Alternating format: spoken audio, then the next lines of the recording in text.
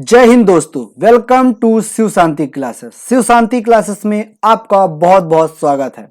तो दोस्तों, इस वीडियो में हम रेक्टेंगल अर्थात आयत उसके बारे में सारी संपूर्ण जानकारी लेंगे कि आयत क्या होता है, आयत के नियम क्या होते हैं, किसे हम आयत कह सकते हैं, उसकी परिमाप क्या होता है, क्षेत्रफल क्या होता है, विकर्ण क्या होता है, इनके सभी के सूत्र क्या होते हैं, कैसे सॉल्व किया जाता है, सारे क्वेश्चन के जवाब हम इस वीडियो में देखेंगे। तो वीडियो में लास्ट तक बने रहिएगा। आगे बढ़ते हैं। देखिए, सबसे पहले आपको पता होना चाहिए आयत होता क्या है, रेक्टेंगल होता क्या है, ये हमें जानना होगा। तो देखिए, रेक्टेंगल क्या होता है, जिसकी चार भुजाएं हों। ठीक, A B, B C, C D और डी ए। अब इसके कुछ नियम हैं, मतलब यदि वो चीजें होंगी तभी हम आयत कह सकेंगे। ठीक ना। यदि मैं बोलूं चार भुजा बस होना चाहिए, तो ये भी तो चार भुजा है, इसे आप आयत कह सकते हैं। ये भी तो चार भुजा है, ये आयत हो सकता है? नहीं हो सकता। लेकिन उसके कुछ नियम हैं। वो क्या क्या है वो देखिए। सबसे पहला नियम क्या कहता है कि एक आयत के चार भुजाएं होती हैं। चार भुजाएं होती हैं जिसमें आमने सामने की भुजाएं बराबर व समांतर होती हैं। अर्थात आमने सामने कौन कौन सी हैं? देखिए, ए बी के सामने कौन सा है? सी डी है। ए बी के सामने सी डी है, तो ये बराबर भी होंगी और समांतर भी होंगी। मतलब क्या कहना चाहते हैं कि देखिए, ए बी बराबर होगा डी सी के और ए बी समांतर भी होगा डी सी के। तो ये होगा समांतर का चिन्ह, ये हो गया बराबर का चिन्ह। अर्थात ए बी डी सी के बराबर भी होगा और ए बी डी सी के समांतर भी होगा।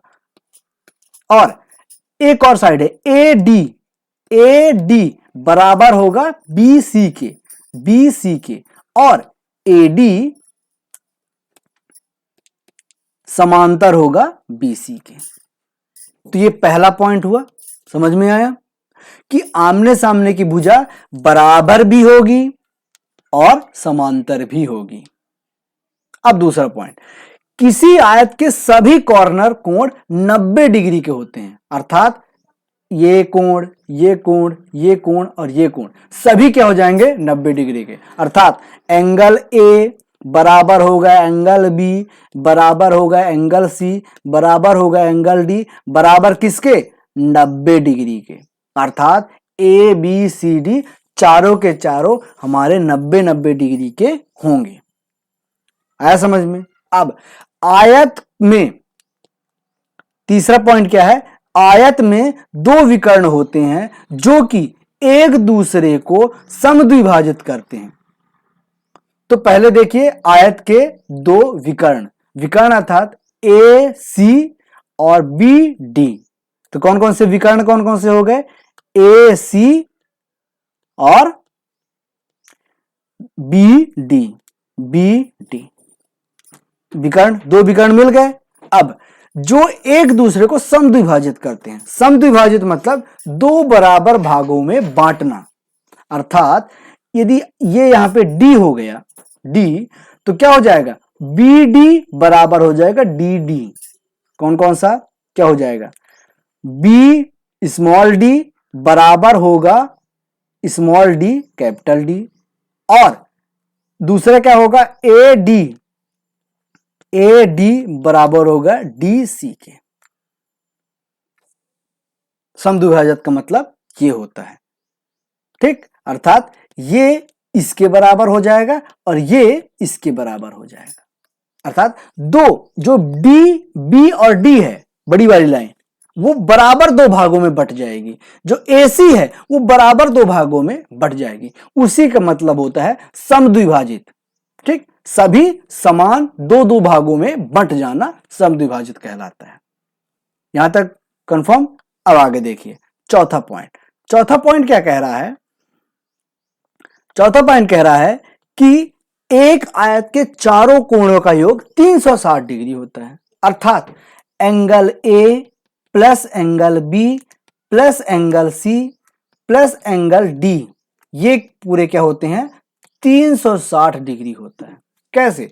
हमने अभी आपको बताया कि angle A, angle B, angle C और एंगल डी 90-90 के होते हैं।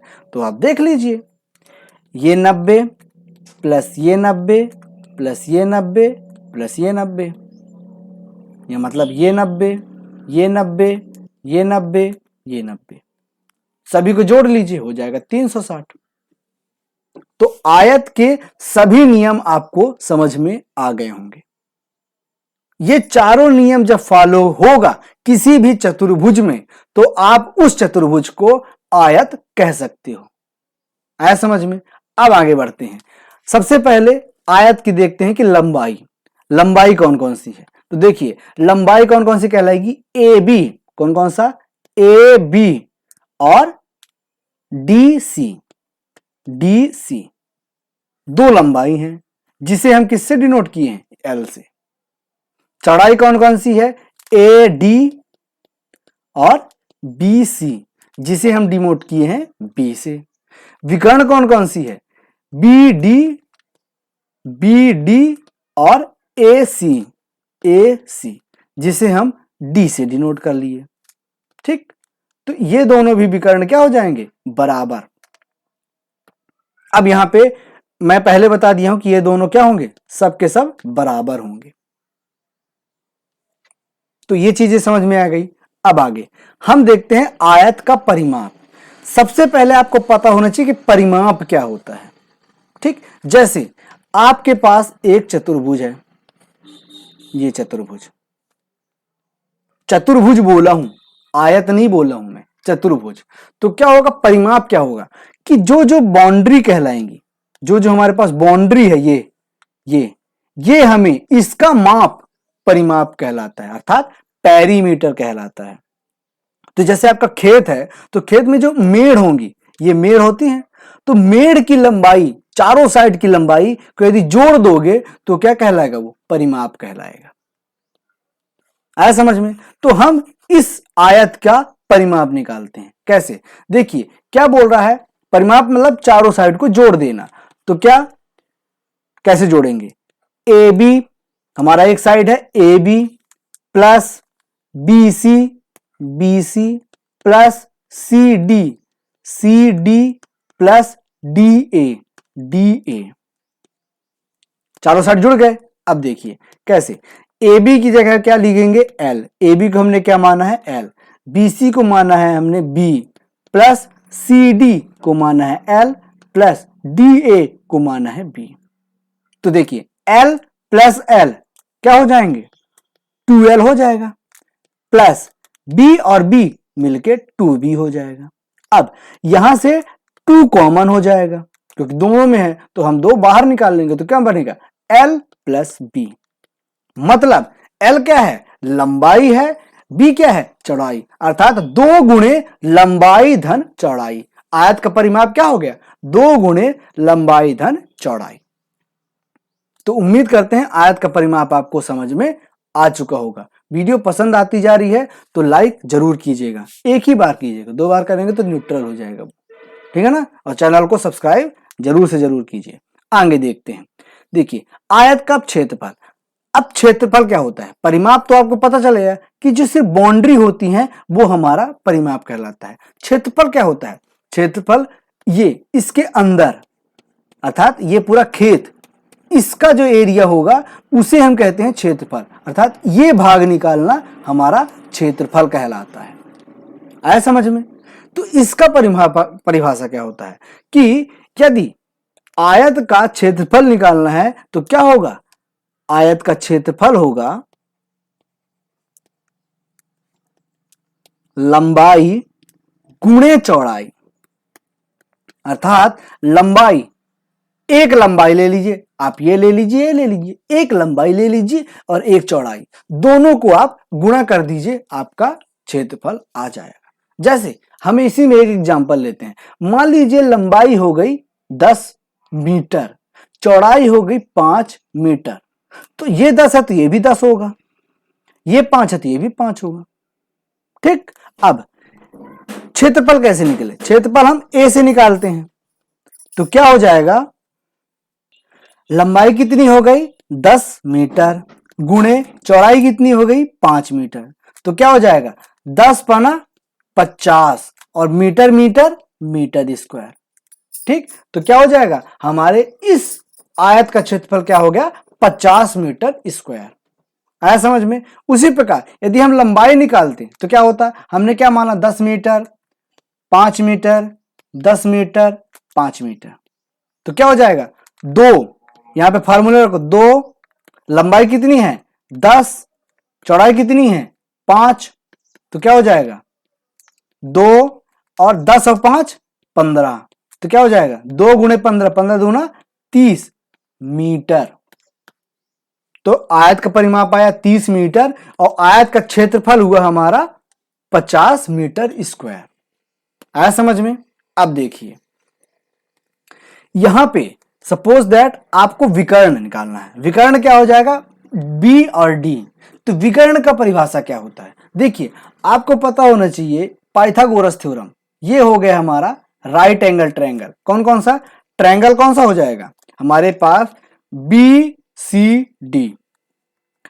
ट्रायंगल बीसीडी, बीसीडी में एंगल सी बराबर है 90 डिग्री। जब एंगल एक त्रिभुज में कोई एक एंगल 90 डिग्री होता है तो हमारा सीधे सीधे क्या कहलाता है राइट एंगल ट्रायंगल कहलाता है, अर्थात समकोण त्रिभुज। और जब समकोण त्रिभुज होता है तो उसमें पाइथागोरस थ्योरम लगता है। ठीक, पाइथागोरस थ्योरम। पाइथागोरस थ्योरम क्या होता है कि हाइपोटेन्यूज, हाइपोटेन्यूज का स्क्वायर बराबर क्या हो जाएगा लेंथ का स्क्वायर इन लेंथ का स्क्वायर प्लस ब्रेड्थ का स्क्वायर। ठीक, तो क्या हो गया यहां पे, तो क्या हो जाएगा h बराबर क्या हो जाएगा जब स्क्वायर इधर जाएगा तो क्या हो जाएगा अंडर रूट में हो जाएगा। तो under root L square plus B square. तो यहीं पे है आपको h ही तो है हमारा हाइपोटेन्यूज, h ही तो यहां पे हाइपोटेन्यूज बी डी। तो यही क्या है विकर्ण। ठीक, विकर्ण। तो विकर्ण क्या हो जाएगा अंडर रूट लंबाई का स्क्वायर प्लस चौड़ाई का स्क्वायर। तो यही हमारा क्या हो जाएगा विकर्ण निकालने का फॉर्मूला हो जाएगा। उम्मीद करते हैं आपको बहुत अच्छे से समझ में आ चुका होगा। वहीं पे यदि मैं बोलूं कि ये साइड निकालना है, विकर्ण दिया हुआ है, तो आप ये ठीक, तो क्या करेंगे आपको कुछ नहीं करना है, आपको एल को इधर ले जाना है। देखिए मैं यहीं पे बताता हूं आपको।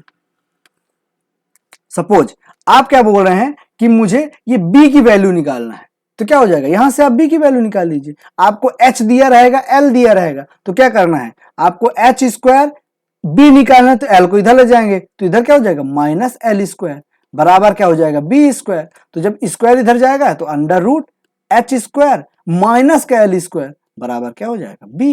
तो यहां से बी की वैल्यू हो जाएगी। यदि एल निकालना होगा तो बी को इधर ले जाएंगे।